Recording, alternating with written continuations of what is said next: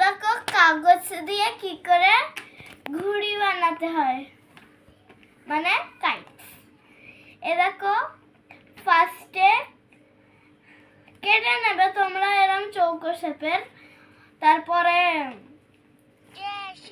ঠ্যাংরা কাঠি নেবে।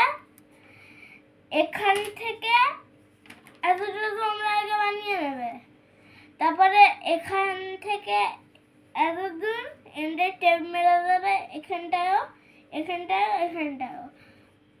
আর তারপরে তোমাদের ঘুড়ি রেডি। এবার কি বাকি থাকলো, নিচেলেই এইটা এইটা তোমরা কিভাবে বানাবে, সাইড থেকে কেটে দিচ্ছে, হাতটা বেঁচে যাচ্ছে, ওইটা থেকে করে নেবে এরকম চৌকো শেপে। তোমরা একটু বড়ও করতে পারো, আমি ছোট করেছি, এটা আমি সাজিয়ে রাখবো তাই।